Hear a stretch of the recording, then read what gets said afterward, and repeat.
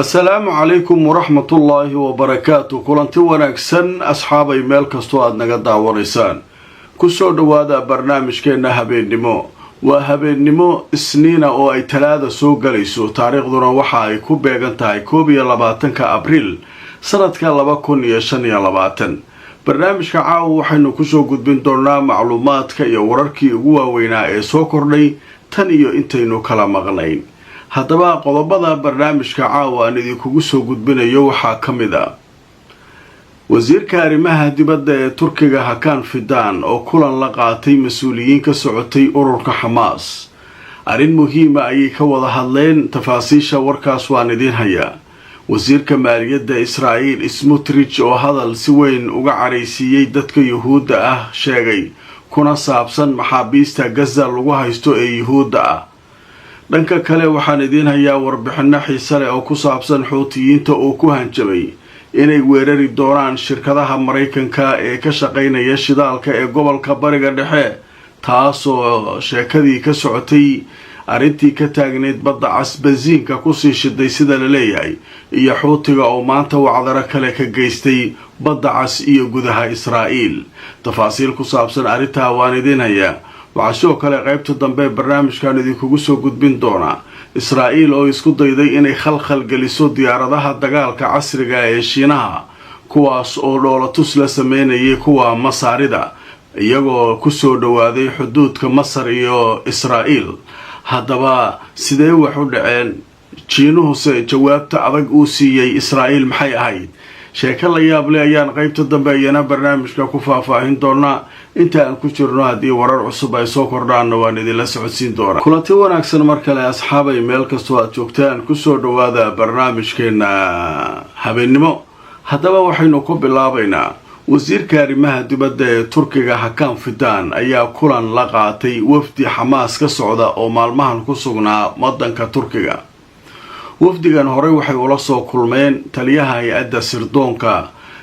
wadanka Turkiga Ibrahim haddaba arrinka oo ay Turkidu aad u soo dhaweeyeen ayay sheegeen inay dhankooda culays ka saari doonaan dhanka iyo Donald Trump oo markaa ay ku dadaali doonaan in wax uun laga hirgeliyo qorshahaas inkastoo Netanyahu iyo kooxdiisu ay hore u diideen in markaa arrinkaasi ay aqbalayaan qodobka kale ee barnaamijkeena caawa aan kusoo gudbinayno waxa uu yahay wasiirka maaliyadda ee Israa'iil ninka la yiraahdo Smotrich ayaa war la yaab la sii daayay wuxuu sheegay dadka maxaabiista ee Yuhuudda ee lagu haysto Gaza arrintooda inaanay waxba uga jirin isaga wax shaqo oo muhiim ah oo ay noo tahay malweyn waxa muhiim noo ah in hawsha halka laga wado nimanka la laayo Gaza jooga la dilo laakiin maxaabiisi waxa kan iyo anagu wax shaqo ku leenahay malweyn hadalkaas wuxuu aad uga careysiiyay shacabka Israa'iil gaar ahaan qoysaska iyo dadka ka soo horjeeda siyaasadda lagu dayacayo maxaabiista dadkaas waxa meesha ka bilowday qaylo iyo muran kadib warbaahintii waxay bilowday inay ninka weerar ku qaadaan oo ay yiraahdaan ninkan maaragtay ma u qalmo wasiir isaga iyo qolooyinka kale waa kaas haddana war kale soo saaray markii doodaasu ay socotay kadib wuxuu leeyahay waaba iscasili doonaa haddii waxa aan rabo aan laga hirgelin Gaza maxay tahay in la laba jibaaro dagaalka iyo duqeymaha hadda socda waxba lagu jeedo waa in la xoojiyaa inta in ka badan bambooyin ka badan lala dhacaa warniku waa nin nooca waa ilaadeen warniku maxaa ka qaldan marka ninka waa nin marka waxay yiraahdeen qaar ka mid ah qolyaha mucaaradku ninkan xoogaa maskaxiyan xataa waa nimankan dawladda ku jira Netanyahu waxay yiraahdeen dad fayooba ma sababtoo nin weyn wuxuu ku hadlay dadka maxaabiista meesha lagu haystay wax naga galay male markuu leeyahay dadku soo anagu Yahuudi ma soo Israa'iiliyiin ma soo xaq u malaha inay dawladdu ka shaqeyso dadka la sii daayo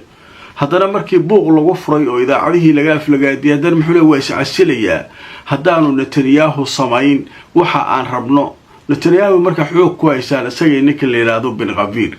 dhanka kale Ben Gvirna maanta ayuu isaguna safarkiisii ugu horeeyay Mareykanka ku tagay markaasaa qolooyinkii diidanaa dagaalka Gaza iyo wixii dhan intay isu ballansadeen qaar way ka hortageen qaarna hadday u ballansan yihiin markaasay rabaan inay mudaharaadyo waaweyn ku harqiyaan oo ay kaga soo horjeedaan ninkaas qodobka isaguna halkaas ayaynu kaga gudbaynaa sheekada kale ee caawa barnaamijyadeena aynu ku soo qaadanayno waxaa ka mid ah nimankii Xuutiyiinta ah maanta waxay dhigeen wacdaro hanjabaad kalena hawaday mariyeen marka hore waxaan ku hormaraynaa wacdaraha ay dhigeen maanta waxay yiraahdeen waxaynu weerarnay magaalooyinka Casqalaan iyo Eilat labada magaalo ayaynu weerarnay yiraahdeen waxaanu ku weerarnay diyaarado drone ah iyo gantaalo ayaanu ku weerarnay marka intaa waxay yiraahdeen hawshaasu siday aan ugu talagalnay ayay u dhacday wuxuu soo kale afayeenka Xuutiyiintu sheegay inay weeraro kale ka furiyeen badda cas iyo badda Carabta badda la yiraahdo Bahrul Arab labada waxaynu weerarno dhahay labada markab ee diyaaradaha xambaara iyo maraakiibta la socota ayaan iyaguna gantaalo iyo drones inta u cabaysanay ayaanu dhagaha ka garaacnay intaba wuxuu yiri hawlgallada siday tahay ayaynu maaragtay u fulinay oo Ilaahay fadligiis sidii aan rabnay ayay noogu dhamaadeen inta marka waa shaqadii iyo adeegashadii iyo wixii ay nagta ka saareen laakiin arrin la